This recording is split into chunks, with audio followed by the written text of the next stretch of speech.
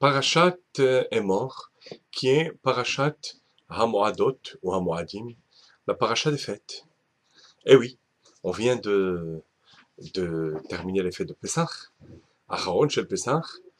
On a lu la Parashat de Kedoshim et on passe à Emor, où on nous parle de nouveau des fêtes, Pessah, Shavuot, Sukkot, etc. Il est intéressant de se pencher sur l'ordre dans lequel sont citées ces fêtes dans la Torah, dans la Mishnah et dans le Rambam. Alors dans la Torah et la Mishnah, c'est très simple, ça suit l'ordre chronologique. On a d'abord le Shabbat. Après le Shabbat, on a la première fête de l'année des fêtes, ne pas confondre avec Tishri. Il s'agit là de Nissan. Donc première fête, Pessah, qui tombe Bachodesh Harishon, le premier mois, par rapport aux fêtes, par rapport au dévoilement de Dieu.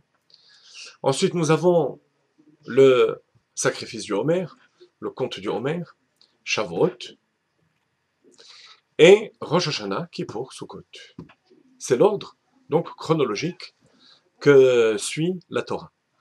De même, Rabbi Yehuda Hanassi, dans la Mishnah, va suivre cet ordre-là. Donc de Shabbat à Eruvin, qui est un détail concernant le Shabbat. Ensuite, Psachim, etc.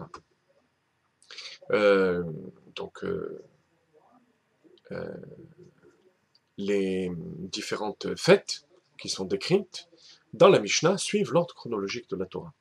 Par contre, lorsqu'on arrive au Rambam, et on sait combien le Rambam est précis dans l'ordre de ses halachot, il ne suit plus du tout cet ordre-là.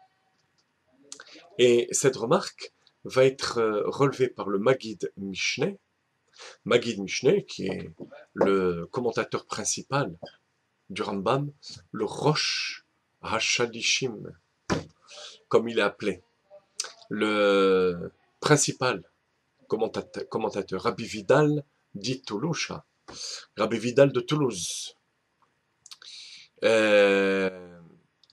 qui vivait à l'époque du Ran, Rabbeinu Nissim. Et lui va nous expliquer que l'ordre du Rambam, justement, n'est pas chronologique. Le Rambam ne veut pas prendre l'ordre chronologique de la Torah. Alors il explique que ça va d'après l'ordre de gravité. Shabbat, c'est condamné à mort par le tribunal terrestre. Ensuite, les Eruvin, c'est un détail de Shabbat. Ensuite, on a Kippour, qui est moins grave que Shabbat, mais plus grave que les autres fêtes, et ainsi de suite. Alors la question, c'est pourquoi est-ce que le Rambam ne suit pas l'ordre de la Torah ou l'ordre de la Mishnah, qui est l'ordre le plus logique, l'ordre chronologique? La réponse, chers amis, est la suivante.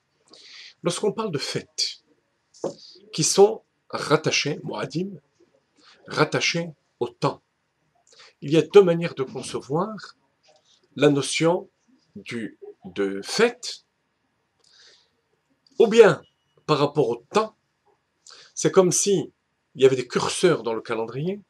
Le 15 Nissan, le curseur du temps provoque le phénomène de Pessah, la mitzvah de la matzah, ne pas avoir de chametz, etc.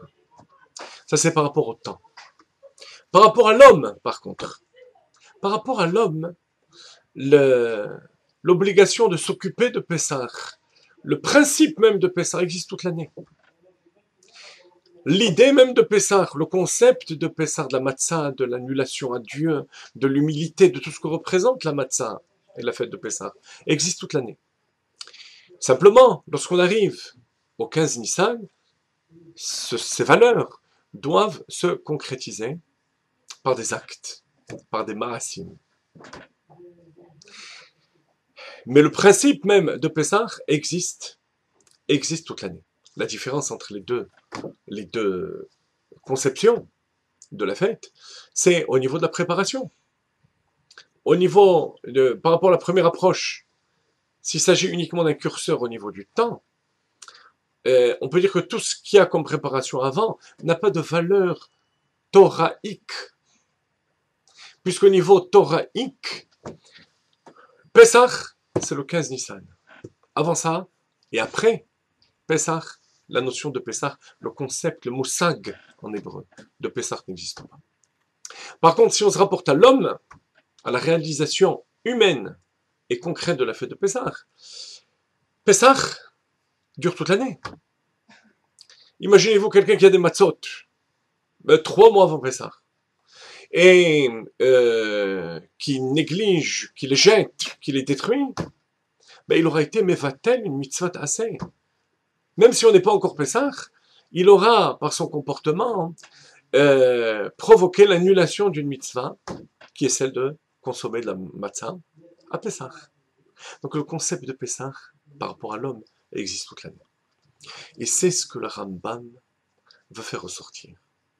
Lorsque dans son livre Zmanim, remarquez que le nom même de ce livre, parmi les 14 livres du Rambam, rappelez-vous que l'œuvre du Rambam s'appelle aussi Yad HaChazaka, Mishneh Torah ou Yad HaChazaka. Yad, ce sont les 14 livres.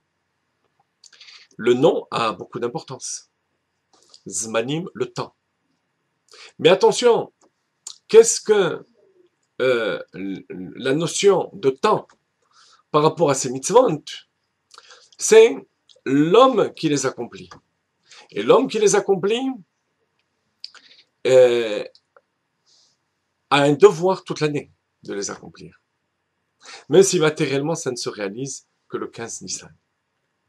Donc l'esprit de la fête, l'enseignement, l'abnégation, l'annulation à Dieu, toutes ces valeurs existent toute l'année. Elles se réalisent matériellement par la matzah le 15 Nissan. Regardez comment la Torah est belle. Vous savez que le Rambam met en préambule à chacun de ses livres un passouk de la Torah. Quel passouk choisit-il pour Zmanim? Nachalti aidvotecha leolam kiseson libi hema. J'ai hérité de tes témoignages, donc de ces mitzvot qui sont en rapport avec les fêtes. Leolam, pour l'éternité, car c'est la joie de mon cœur. L'allusion aux fêtes n'est pas seulement dans Sasson, la joie, mais Leolam, la notion d'éternité. Même si les fêtes se rapportent à des temps précis, l'enseignement, le principe de la fête existe toute l'année. Donc, chers amis, on est en plein Pessah.